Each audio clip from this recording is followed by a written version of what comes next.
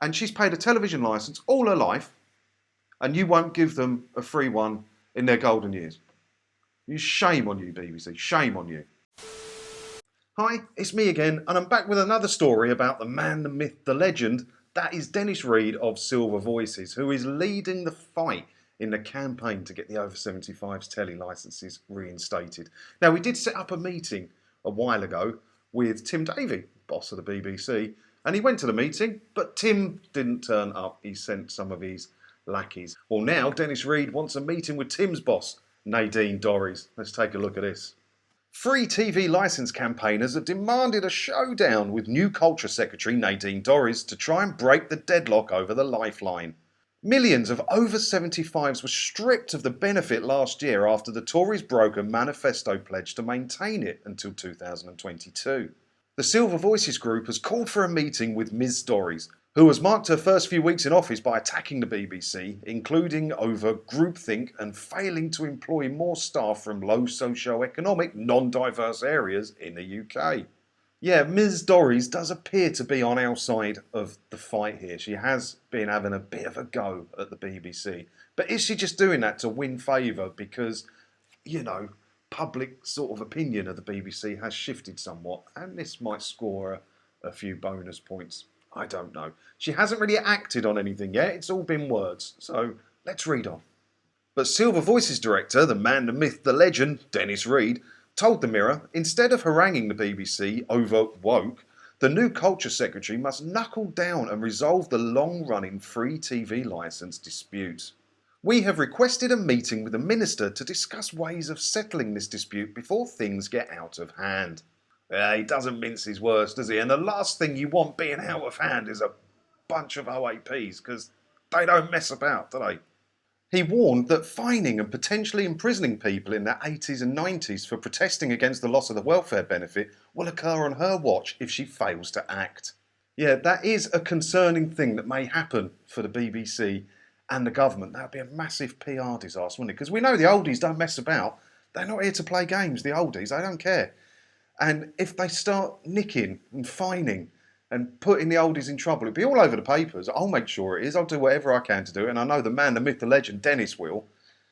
And it could well happen. And do they want that happening? Do they want that happening? She's talking a good game, old Nadine. And like Dennis says, does she want that to happen on her watch? I don't think she would. The Tories pledged at the 2017 election to maintain the benefit for the rest of that parliament, which was due to run for 5 years. But the BBC had already been handed responsibility for funding the concession from summer 2020 under a deal agreed in 2015. The corporation introduced means testing last August after warning that keeping the licences free for the over 75s would cost £745 million by 21-22. Because the BBC are saying it's the government's fault. The government aren't funding it, and they said they were going to. So now it's down to the BBC. And the BBC could reinstate this. They could reinstate it tomorrow. It's not a huge amount of money with the billions that the BBC make. And I don't agree with the 745 million, because how many people have cancelled their TV licences that were under 75 over this, whole debacle? There's a lot. It's got to be costing them more than that. Get some positive PR, BBC. Do the right thing and reinstate the licences for the over 75s. Just do it. They're the ones who are watching most of the telly anyway that's broadcast. People my age, I can't remember last time I watched broadcast TV. Not because I can't, it's just because I don't need to. And the young ones coming through now who are getting their first places or going to university, they're not even thinking about getting a television licence. They don't require one for what they do. They stream everything. They're not waiting for, Tuesday at 8 PM for their favourite show to come on. They just fire up Netflix or Prime or Disney Plus, whatever, and watch what they want to watch when they want to watch it. They're not interested in TV licences. They may never pay you for a TV licence. But the oldies have. They have paid TV licences all their lives. So give them a bit back. Let them have their free ones back. Come on, do the right thing. Mr. Reid added, the Tories promised to keep the free licence until 2022. They must take this last opportunity to respect that pledge. The BBC and government are locked in an ongoing blame game, with ministers saying the broadcaster agreed to take on responsibility for the over 75s. But in an email to Mr. Reid earlier this year, BBC Director General Tim Davies said, "As we have discussed, it was the government who decided to stop this benefit." So they're just passing the buck, aren't they, like Dennis said?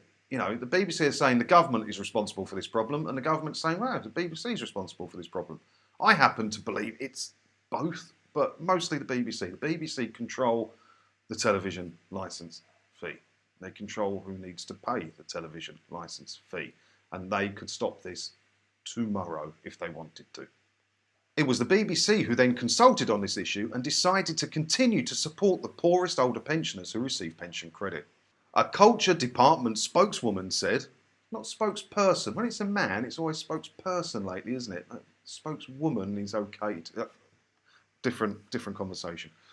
"We know how important free TV licences are to those over 75, and we are deeply disappointed with the BBC's decision to restrict the concession to only those in receipt of pension credit. The BBC must ensure that it supports those affected and do so with the utmost sensitivity." A TV licensing spokeswoman said, another one, not another spokesperson. "More than 9 in 10 over 75s households have now made arrangements for a free or paid licence in line with the broader UK population, and we are grateful for their support." Of course you're grateful for their support. You've just said there that more than 9 in 10 have made arrangements, not 9 in 10 get a free one, so how many of that 9 in 10 are paying? So of course you're grateful, because look, you've got another ton of 159 quid a year fees coming in, which is ridiculous. I mean, the TV licence should be scrapped for everybody, not just for the over 75s. It's just this is the point of the fight that we're at the moment, and we need to win this one, and then we'll start going down the line a bit more. But this is just an absolute joke. It's an absolute joke. You know, my poor mum is having to pay her television licence. Winter's coming. Fuel prices are through the bloody roof. She lives alone on a state pension. How many of your mums, nans, or yourself are living in that situation? And with everything that's going on in the world, they're not seeing family and friends as much. My mum's hardly going out like she used to go out. So the company that she has is sitting indoors watching the telly. Something that's familiar to her, something she enjoys to do, something that keeps her company when no friends or family can be there. And she's paid a television licence all her life, and you won't give them a free one in their golden years. Shame on you, BBC. Shame on you. So as I said, all through this, I do thoroughly support the man, the myth, the legend that is Dennis Reid. And if you're in that age bracket, I do suggest you pop over to Silver Voices and register your support with them. Become a part of Silver Voices. They're a great group. It's not just about the TV licence. They're also fighting for pensions and many other subjects. And good old Dennis, I've been talking to him, and he's going to appear on my channel soon and talk to you about pensions and things as well. Once we can get all that sorted out, I've got to learn to use Zoom and all that stuff, really.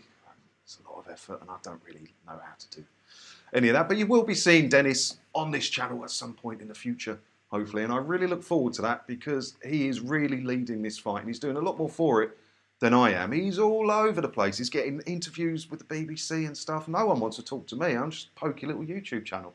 So I thoroughly support Dennis, and I really hope he wins this fight. I really do. But what do you think of this story? What do you think of this whole blimmin' debacle? And what do you think most of all about the fight that Dennis Reid is taking straight to the BBC? Let me know in the comments below, and I'll see you in a new video again soon. Thanks for watching.